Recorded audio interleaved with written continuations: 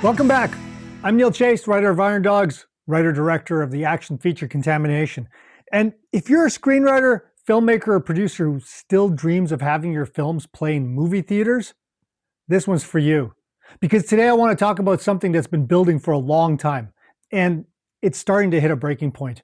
If theaters are going to survive, and if indie films are going to have a shot, a real shot, we need to have a mindset shift. Not just from audiences, not just from filmmakers, but from film festivals and distributors too. Because right now, a lot of indie films don't rise or fall on how much audiences would love them. They rise or fall on whether they fit the tastes and priorities of the gatekeepers who decide what gets to be seen. And before we go any further, this isn't a hate video. This isn't a burn it all down rant. I love film festivals. I've screened at festivals. I've made friends and business connections at film festivals. Festivals can change lives, but we can't fix what we won't talk about. So today we're going to cover how theatrical distribution often flows through festivals, why audience appeal is getting pushed aside, why indie genre films are getting squeezed out in the current market, and the problem with unclear selection standards and lack of transparency. And finally, 5 ways in which theatrical distribution can improve without killing the soul of festivals. But first, hit that like button, subscribe to this channel, and ring the bell. You know, all that good stuff. And stick around to the end, because I'll tell you how I can help with coverage and coaching if you're trying to position your film or script for the real world and not just the internet. So grab your popcorn. Let's get started. All right, let's start with the basics. For a lot of independent films, especially the low-budget ones, the path often looks like this. You finish the film, you submit to festivals, you premiere. You hope the right people see it. You hope a distributor picks it up. And if you're lucky, well, you get a theatrical run, or at least a meaningful release on a streaming platform. Now, there are exceptions. Some filmmakers self-distribute. Some already have relationships. Some have stars. Some have money. But for the average indie filmmaker, well, festivals are the storefront window. See, festivals aren't just events. They're often a filter.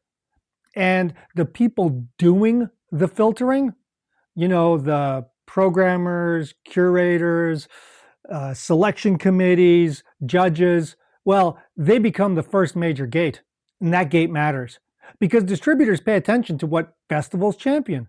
The press pays attention to what festivals champion. Even audiences pay attention to what festivals champion.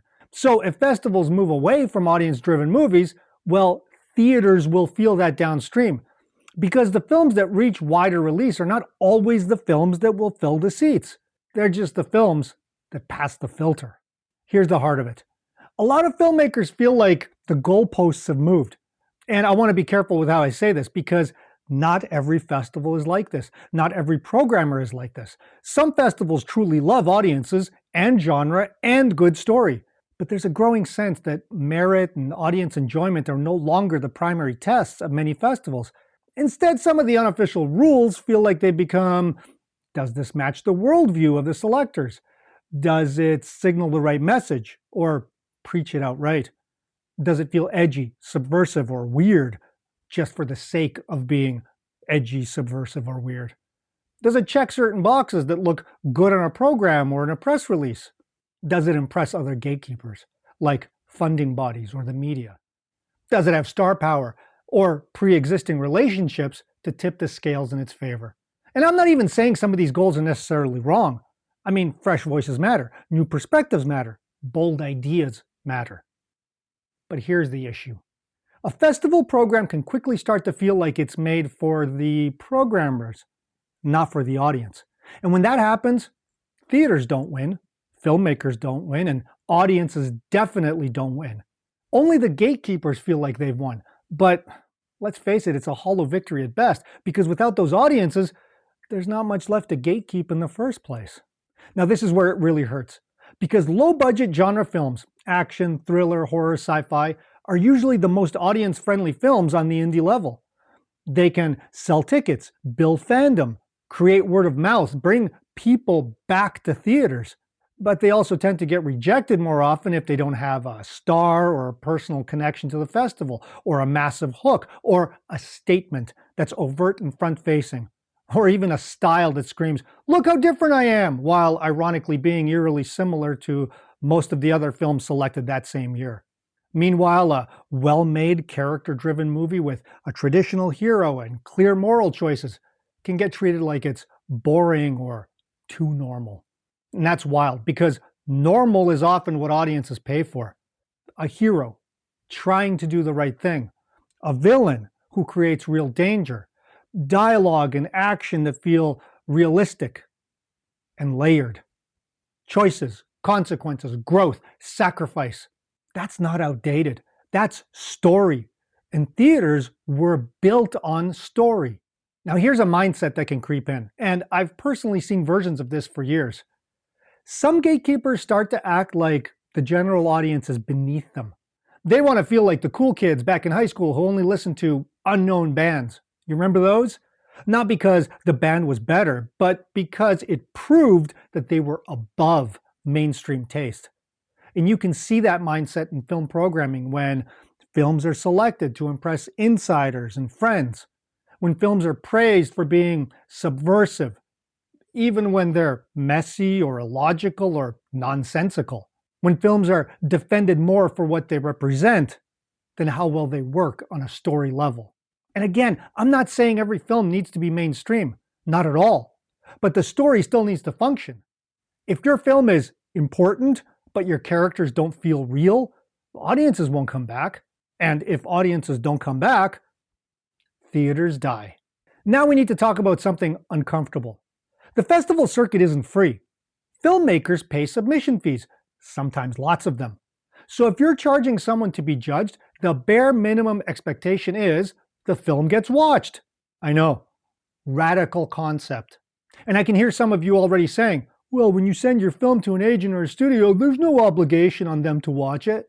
Yeah, that's true, because you're not paying them to do so, but you are paying the festival to do exactly that. And I want to be clear, I don't know what every festival does behind closed doors.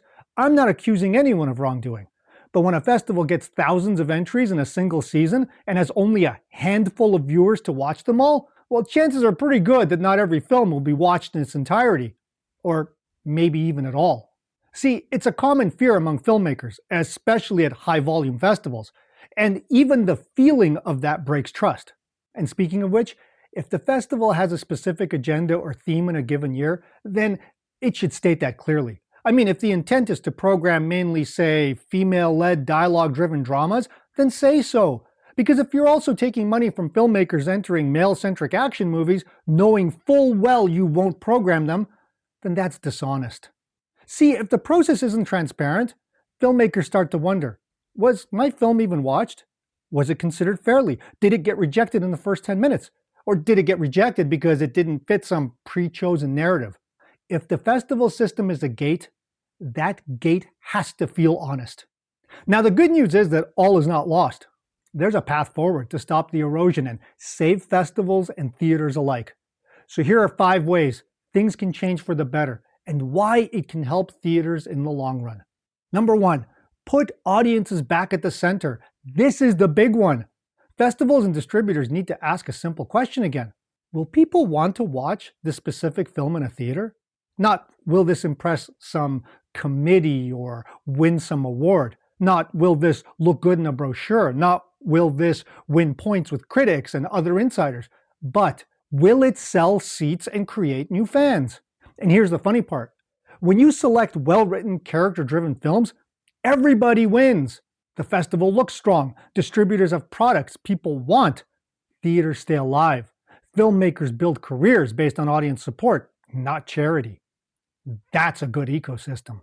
Number 2, reward story over signaling. A film shouldn't get a pass because it means well.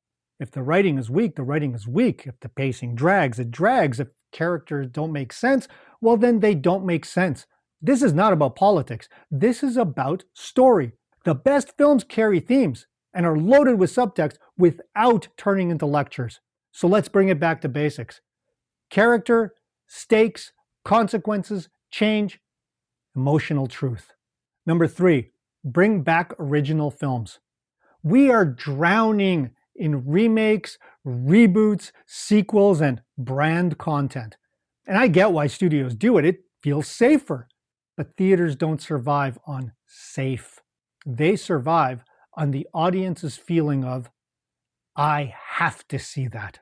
Festivals can help here by rewarding original ideas and marketable films again, especially the kind that are clean, fun, scary, thrilling, heartfelt, built for real humans. You don't need to be weird just to be weird. You need to be good. Number 4, clear criteria and real transparencies. Festivals should state what they prioritize, not vague statements like bold or visionary. Real things, practical things, things like story quality, performances, craft and execution, originality, audience experience, genre programming needs, heck, even festival preferences in terms of content, messaging, and filmmaker identity, if those are important to the festival. Just be honest about who and what you're actually looking for, rather than letting hardworking filmmakers figure it out after they've already entered. And if filmmakers are paying fees, well, there should be transparency tools like confirmation that the film was screened in full by at least one reviewer, optional feedback tiers, even if it costs extra, or simple watch verification systems. I mean, most festivals already have a scoring system in place for their evaluations. Just giving the score to entrants would go a long way. Even if it's basic, it builds trust. Number 5, bring low-budget films back to theaters. This one matters. The 70s and 80s proved something important. Small financial risk can lead to big storytelling risks. That era gave us so many unforgettable films because filmmakers could take swings. Low budget doesn't mean low quality. It often means higher creativity, more problem solving, more passion, more hunger, and it leads to movies that feel alive. Theaters need that again. Not every movie has to cost hundreds of millions. A healthy theater ecosystem has room for big event movies, mid-budget crowd pleasers, and low-budget originals that take risks. That mix is how you build a culture of movie-going. Let me give you a real-world example of what I'm talking about. Look at what happened with Iron Lung. I mean, that's a truly independent film. Self-financed, no studio safety net, no traditional distributor doing a full normal rollout at the start. And yet, it forced its way into theaters, became a legitimate box office story. And here's the part everyone should pay attention to. Iron Lung didn't prove that the studio system is fine. It proved that the system can be bypassed. If you have two things most indie filmmakers don't have: the ability to self-finance at a serious level. I mean, reports put the budget around $3 million, and a built-in megaphone. In this case, Markiplier's massive online audience, which helped drive fan demand and theater bookings. Now that's not a knock on Iron Lung. That's the lesson. Because in the current landscape, the message becomes, yeah, sure, indie films can win, as long as you already have money, reach, and a giant crowd ready to show up on opening weekend. And that's just it. Most working indie filmmakers don't have that. Which brings me to my own experience with Contamination. We released the film in a single theater on opening weekend. One screen, one city, limited reach, and yet the response was huge. I mean, sold out shows, strong word of mouth, audiences who wanted to share it after they saw it. And we've been lucky enough to play multiple cities all across Canada ever since. But here's the painful part. We don't have a studio marketing machine. We don't have tens of millions of followers. We don't have the power to blanket the internet with trailers and ads. All we have is a crowd-pleasing movie and an audience that actually enjoys it. But if the industry doesn't create real pathways for movies like that to be discovered and programmed, then what happens? Well, most fans will never even hear about the film, let alone get a chance to see it. And that's what needs to change. Because theaters don't survive on gatekeeping. They survive on movies people actually want to watch and rewatch and tell their friends about. So here's where I land on all this. I don't think it's too late. I think audiences still want theaters. I think people still want shared experiences. I think great films can still break through. But I also think this window is closing. If festivals and distributors keep treating audiences like some afterthought, well, theaters will keep shrinking. And if theaters shrink far enough, the next generation won't grow up loving cinema the way we did. They'll grow up thinking movies are just content you scroll past, something that plays in the background while you text or play games on your phone. I don't want that. I want to see great films that challenge and engage audiences so they feel like active participants in the story and not like restless kids in some boring classroom. For that to happen, festivals should be the first step to theatrical release, not the last. But hey, those are just my 2 cents. Now I want to hear from you. Do you think festivals are doing right by audiences now? Do you think the best movies are being screened at festivals and in theaters? And if not, what would you like to see change? Let me know in the comments below. And speaking of great stories, if you're a writer, filmmaker, or producer who wants a professional outside eye on your script, whether that's coverage, story coaching, or just an experienced ear to listen and bounce ideas off of, let's talk. We can discuss structure, character, pacing, marketability, and how to position your work for real people and real screens. You'll find the link in the description. As always, thanks for watching. And until next time, stay creative.